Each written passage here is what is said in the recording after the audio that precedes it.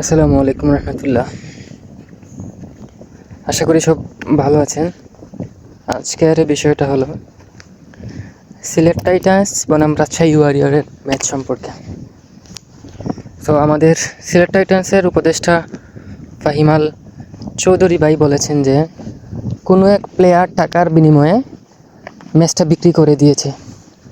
যদি ও টাকা লাগতো সিলেট টাইটান্সকে বলতো, তাহলে ওরাই ওই টাকাটা পে করে দিত।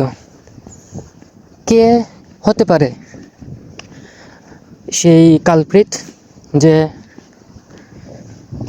এরকম একটা বাজে কাজ করতে পারলো সিলেটের সাথে, সিলেটের মান সম্মানের সাথে? তো আমরা চলেন শুনে আসি ফাহিমাল চৌধুরী ভাই কি বলেছেন। আপনাদের সবার জন্য একটা শকিং নিউজ নিয়ে আসছি আমি।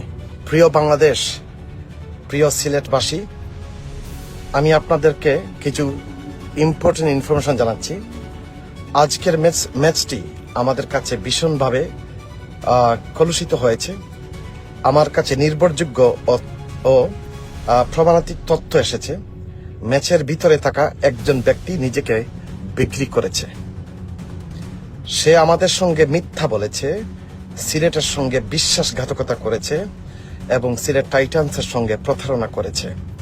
আর সবচেয়ে বড় কথা হলো, সিলেটের মানুষের আবেগের সাথে সে নিষ্ঠুরভাবে বেইমানি করেছে।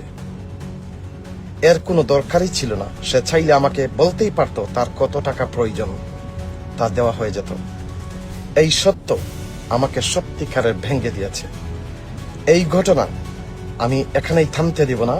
বিষয়টি গভীরভাবে তদন্ত করা হবে এবং দায়ীর বিরুদ্ধে যথাযথ ব্যবস্থা নেওয়া হবে। আজকের হারটা ছিল পুরো একটা বেইমানির সাথে হার। যারা ম্যাচটা দেখেছেন, আমি আপনাদেরকে আবার বলবো, আপনারা অনেকে বুঝে গেছেন আমি কি বলতে চাচ্ছি। সো আপনারা সবাই ভালো থাকেন। এতটুকু আপনাদেরকে জানালাম। এই হারটা আমাদের হার ছিল না, এই হারটা হচ্ছে কমপ্লিটলি কম্প্রোমাইজড। এটা ছিল একটা বেইমানি করা হয়েছে সিলেটের সাথে।